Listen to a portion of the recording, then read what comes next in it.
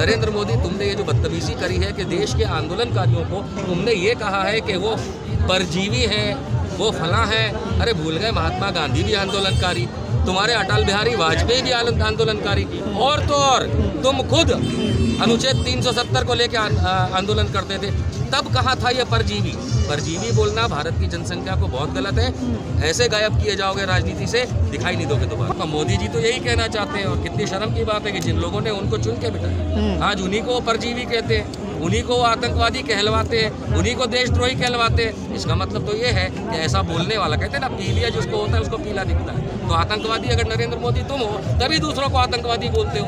कैसे तुम्हारी हिम्मत होती है? हो सकता है मेरे आजू बाजू खड़े लोग तुम्हारे प्रशंसक हो, लेकिन एक आदमी जो मेरे भारतवासी को आतंकवादी, देशद्रोही, परजीवी बोलेगा, सबसे बड़ा देशद्रोही तो नरेंद्र मोदी है। प्रधानमंत्री की कुर्सी की गरिमा रख रहा हूँ, लेकिन उस आदमी की नहीं जो मेरे देश को गाली देता हूँ। अरे शिमला के मशरूम खाने वाले छोटे किसान की बात करते, अगर छोटे किसान की बात कर रहे होते तो इस तरीके के काले कानून नहीं लाते।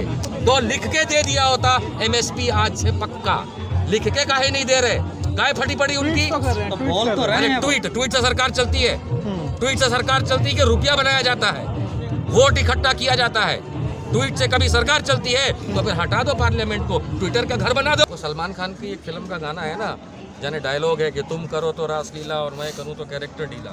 तो ये जाकर के डोनाल्ड ट्रंप जो भी नाम है उसका जाकर के प्रचार करें दुनिया में, बाहर जाके देश में उसके, तो वो उनको तकलीफदायक नहीं होता।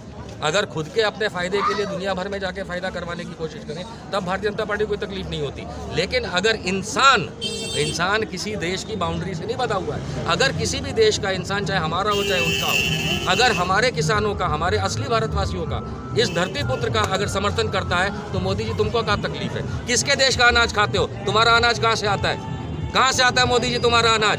जिसका अनाज खाते हो उसी के लिए तुम इस तरीके की भाषा का इस्तेमाल करते हो। सुधर जाओ नहीं तो सुधार देंगे। ये लोग कह रहे थे पूरी दुनिया में डंका बज रहा है मोदी जी का। घंटा बज रहा है, घंटा, मंदिर में घंटा बजता वो वाला, ठीक है, मोदी जी का घंटा बज रहा है, डंका वंका ना बज रहा है। नाम हो गया है, बिल्कुल सही है, मोदी जी का नाम इतना हो गया है कि पूरा का पूरा देश बदनाम हो गया। मोदी जी का नाम इस तरीके से हुआ है, सही बोल रहे हैं, चाहे गोदी मीडिया हो, चाहे फोदी मीडिया हो, चाहे मोदी की गोदी में बेटी मीडिया हो, मोदी जी का नाम हुआ है क्योंकि देश उन्होंने बदनाम किया है। इसको आप नाम होना कहते हैं। रावण राज ला के रख दिया है, तो रावण का नाम राम से ज्यादा लिया जाता है। जिसको देखो बोलता है रावण राज, रावण राज। तो आपने रावण राज ला दिया है, तो मोदी जी का बहुत नाम हुआ। वोट ले ले, इन लोगों ने दिया, इस बार देंगे बाबा जी का घंटा। देश के अंदर आप किसी भी प्रकार का काला कानून लाने की कोशिश करेंगे तो हो सकता है कि कई बार आप सक्सेसफुल हो जाए, लेकिन इसका ये मकसद नहीं हो सकता कि आप 60% इस भारत की जनसंख्या को परेशान करें। इस बार गलत जगह हाथ डालें। कौन? बीजेपी, भारत चलाओ पार्टी। कौन सी? बेवकूफ जनता पार्टी। कौन सी बीजेपी की बात कर रहे हैं? अरे भाई, जो राजनीतिक दल, बाकियों को तो छोड़ दीजिए, जो राजनीतिक दल हमारी अधिकांश जनसंख्या के मर्म को और दर्द को नहीं समझ सकता, वो कहाँ से बचाएगा? तैयारी शुरू हो गई है। टिकैत साहब को आपको अपने छोड़ दीजिए, टिकैत साहब राजनीतिक नेता नहीं है, लेकिन इस देश की जनता और खास करके उत्तर प्रदेश में राज्य की जनता समझ गई है। घंटी बज गई, टिंकू गायब हो जाएगा। देखो, ये राष्ट्रवाद नहीं है, ये बदतमीजी है। तो ये बदतमीजी मोदी जैसे लोग ही करते हैं, ये राष्ट्रवाद नहीं है। हाँ, इससे हो सकता है कि 10-20% उनके जो सो कॉल्ड अंधभक्त कहलाते हैं उनको कुछ लाभ हो जाए, लेकिन बाकी 80% जनसंख्या जो है वो एकजुट हो रही है। याद रखिए, किसान कहीं का भी हो, ना हिंदू होता है ना मुसलमान होता है, वो सिर्फ किसान होता है, आम इंसान होता है। और एकजुट मुट्ठी भर बाजरा लेके जाते हो, मुट्ठी का उदाहरण देते हो, ये मुट्ठी इकट्ठी हो गई, कमल का क्या होगा? किसान एकता जिंदाबाद, किसान एकता जिंदाबाद। भाई, मोदी की चाटुकारिता में लगी हुई मेन स्ट्रीम मीडिया जो है उसकी लाचारी रुपया है। यहाँ पे जो लाखों करोड़ों इस देश का किसान है वो रुपया नहीं, अपने नॉर्मल जीवन को जीने के लिए परेशान है। लेकिन वो चंद मीडिया हाउसेस जो हैं वो अभी भी पैसा कमाने की राह में पड़े हुए हैं, क्योंकि भारतीय जनता पार्टी का एक ही काम है, पैसा कमाने का काम। उनके मीडिया वाले पैसा कमाने का काम, तो उनके पास इस समय एक ही काम रह गया है, पैसा कमाओ।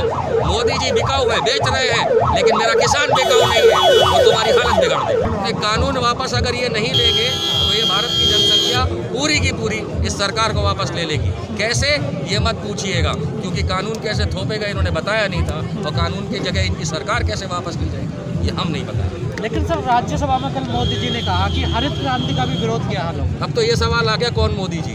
आप प्रधानमंत्री की बात कर रहे हैं कि भाजपा नेता की बात कर रहे हैं? पहले ये क्लियर करें। प्रधानमंत्री जी की बात। प्रधानमंत्री जी ने जो कहा बहुत गलत है। अब मैं आता हूँ भाजपा नेता बदतमीज नरेंद्र मोदी के बारे में। 60% मेरी जनसंख्या को जो परेशान करेगा वो इस देश का द्रोह कर रहा है।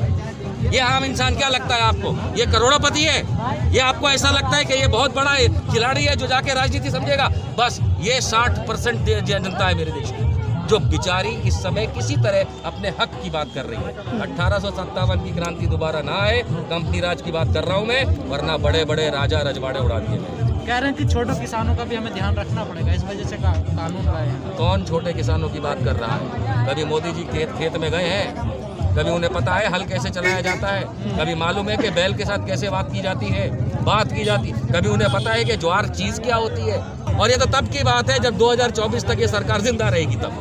लोग कोई प्लान बना लेगा किसानों ने गिराने की सरकार। कहे भैया ये प्लान बना लेंगे तो बाकी देश का नपुंसक है, क्या समझे हो देश को? जब इनको बना सकता है तो इनको उठा के समझ लो। गिराते नहीं है, हटा। हम लोग गिराते नहीं, हम लोग हटाते हैं। बहुमत से भी ज्यादा है सरकार के पास। तो बहुमत से ज्यादा है तो क्या हिटलर बनेगा, स्टालिन बनेगा, दादागिरी करेगा? अरे बहुमत पार्लियामेंट में है, लेकिन 60% किसान असली बहुमत है। काय भूल जाते हैं देश की जनसंख्या का कितना परसेंट हमारा किसान है। तो कुछ तो सरकार के समर्थन में भी है ना। चला जाए उनके पास, जाए उनकी गोदी में बैठ जाए। किसने मना किया? जाए बैठ जाए। कौन जाएगा? जाओगे?